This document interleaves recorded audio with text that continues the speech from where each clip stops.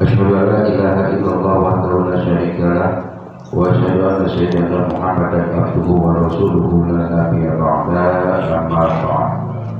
Qala rabbi shrah li sadri wa yassir li amri wahlul 'uqdatam min lisani yafqahu qawli.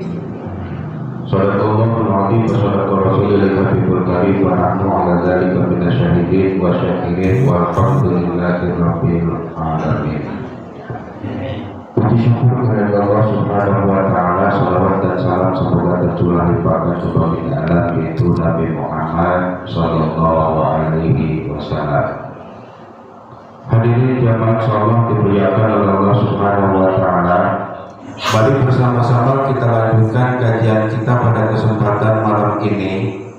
Minggu yang lalu kita telah membahas bahwa sebelum ada kematian tentu ada yang namanya proses-proses kematian.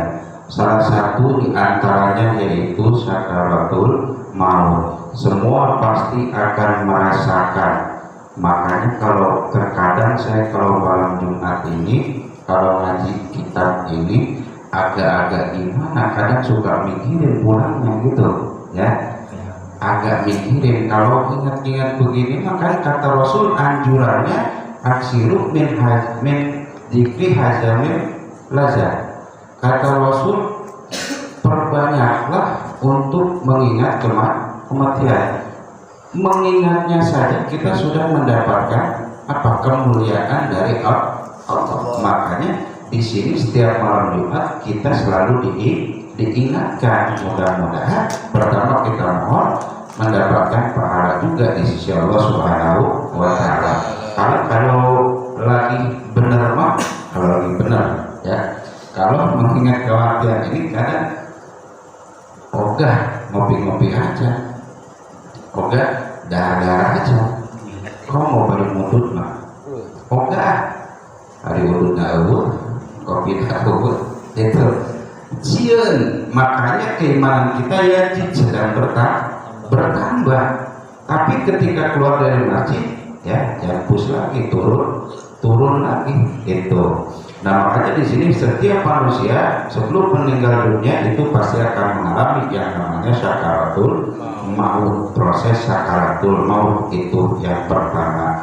Tapi kita yakin sama Allah, apapun prosesnya sebelum kita dikembalikan dosa-dosa kita akan dihapus oleh Allah Subhanahu wa Ta'ala. Nah kita lanjutkan di sini ya. Wa kana Umar Abdul Aziz radhiyallahu taala anhu yaqul. Ini terbukti Umar bin Abdul Aziz ya berkata, balagani wallahu a'lam anal malakal mautu yanzuru wajhi kulli adam kullu yawmin salasa mi'atin wasata sitina najratan. Nah ternyata malaikat maut itu namanya malaikat apa? Ijra'il. Anu sok nyebutan nyawa jelma eta malaikat Ijra'il. Nah ternyata malaikat maut yang dulu birkuli wajhi Adam. Jadi malaikat maut itu setiap hari itu ngelihat ya, memantau wajah-wajah kita setiap hari. Kita ini dipantau terus. Ibarat di gedung kita ada apa? CCTV ya. Kita dipantau terus setiap hari sama malaikat maut ya. Berapa hari setiap hari itu? Salah satu mi'atin najrotan, yaitu wasati sitina najrotan. Ada yang mengatakan 366 kali ya setiap hari. 336 kali ditempuh. Pak RT kenal isu ditempuh terus 330 kali ya sama malaikat mau nyadar enggak nyadar kita padahal tiap hari hari kita diperhatikan sama malaikat maut itu ya. Dikontrol terus kita itu setiap hari, nggak lepas kontrol itu daripada pemandangan atau daripada penglihatan malaikat maut itu. Nah itu ya, cek malaikatnya ditempuk ke ngopi deui, ke ngopi deui, istirahat dan baca Al-Quran gitu ya. Tapi jangan salah ya, walaupun ibadahnya bukan dalam bentuk kita sholat, dalam bentuk kita ngaji, dalam bentuk kita tadarus, niat dari rumah pergi keluar rumah, niatnya itu untuk mencari nafkah. Kita seorang suami nih ya, kita punya istri, kita punya anak, melangkahkan kaki keluar rumah niatnya ibadah, itu pahala yang paling besar di hadapan Allah, sebab niatnya bekal untuk ibadah. Nah kalau kita lagi kerja, malaikat lihat, oh alhamdulillah lagi ibadah, lagi ibadah. Makanya segala sesuatu diniatkan untuk ibadah. Ngopi bisa jadi bekal ibadah. Contoh ini kopi kita minum supaya tertuduh dengan bekal ibadah nanti penting jadi ya. Rokok bisa, ngaji ngerokok ya, tujuannya supaya terbete jakal ibadah supaya ada terus insya Allah jadi pahala itu, daripada sebagai ngerokok di rumah pulang begitu mikiran nonton rokok banyak pahala temenan itu mau ayah peran dengan adat itu ya. Nah kemudian wabalogin ajam anal malakal mautu yang dulu pikul baitin tahta adami usama isab'a mi'atin marrah itu mun imah urang di tempuana genep 100 kali ya, genep 100 kali imah urang ditempok ku malaikat dan genep 100 kali itu ya setiap hari.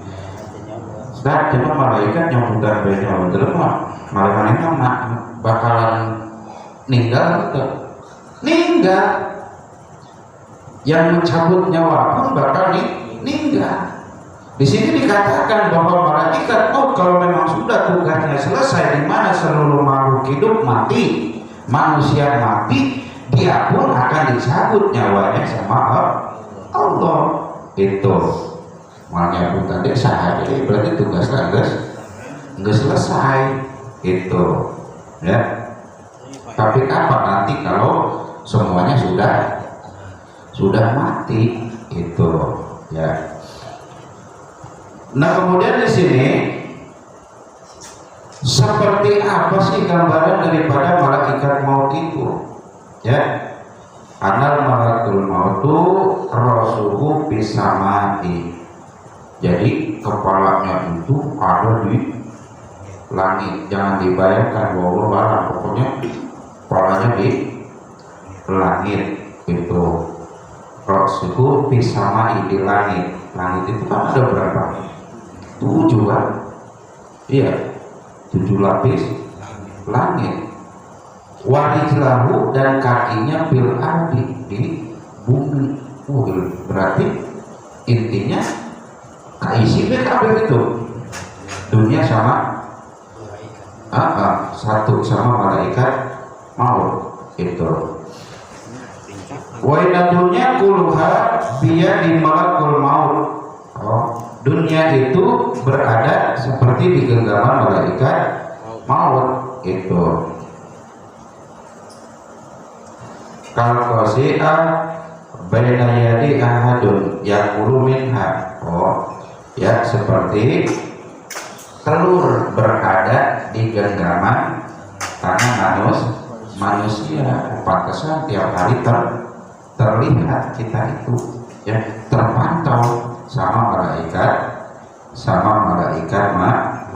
malaikat maut seperti telur di genggaman tangan itu. Kemudian apabila malaikat maut itu berdiri, ya, fayadulu ila dunya kuliha baliha wa bahriha wa jabaliha wa hiya baina yadayhi kal baitoi baina rajuli ahadin. Oh pantas kalau misalnya berdiri itu, ya, apapun yang ada di bumi, di gunung, di lautan, apa semuanya terlihat sama malaikat maut itu, ya. Di sini malaikat maut itu, ya, malaikat yang paling ditakuti, ya, paling ditakuti oleh malaikat lain itu. Kenapa? Di sini dikatakan yang paling apa sebutnya? Tugasnya itu paling dahsyat, nyabutin umur orang itu pun kalau ada sebab, kalau tidak ada sebab enggak bakal dicabut. Makanya dikatakan di dalam hadis lain, orang itu meninggal tergantung kebiasaannya itu. Kalau kebiasaannya kita apa? Ya itu kalau kebiasaannya kita duduk di majelis ilmu, atau mudah-mudahan ya kebiasaan kita dicabut ketika duduk di majelis ilmu itu. Kemudian ketika apa? Pokoknya tergantung kebiasaan kita gitu, ya, minta mah dalam keadaan ibadah gitu. Nah kan kalau lagi ngumpul begini kan kita semuanya bisa ingat gitu kan, bisa diingatkan. Nah itu maksudnya Rasulullah aksiru dikro min haza bil haza, ya, memperbanyak keingat apa sesuatu yang memutuskan kelezatan dunia dengan cara duduk di majelis ilmu itu, ya. Tapi kita yakin sama Allah nanti kelanjutannya yaitu ada yang namanya tingkatan-tingkatan sakaratul maut. Ada tingkatan orang soleh, sakaratul mautnya seperti apa, tingkatan yang orang sedang-sedang saja itu sakaratul mautnya seperti apa. Beda para nabi, para wali, orang-orang soleh itu beda sakaratul mautnya dengan kita makan sakar. Kadang-kadang kita mah kadang-kadang baik tidak bisa disamakan dengan sakaratul mautnya orang soleh. Kita masakan pikiran menah rajin, berpikiran dengan beda itu, ya. Dan tidak mungkin sama dengan sakaratul mautnya dengan para orang-orang soleh. Tapi bagaimanapun juga kita selalu minta sama Allah, ya, agar nanti dimudahkan sama Allah itu, ya. Insyaallah minggu yang akan datang kita akan membahas tingkatan-tingkatan daripada sakaratul maut. Itu saja pada kesempatan malam ini. Kurang lebihnya mohon maaf. Wabillahi taufiq wal hidayah. Wassalamualaikum warahmatullahi wabarakatuh.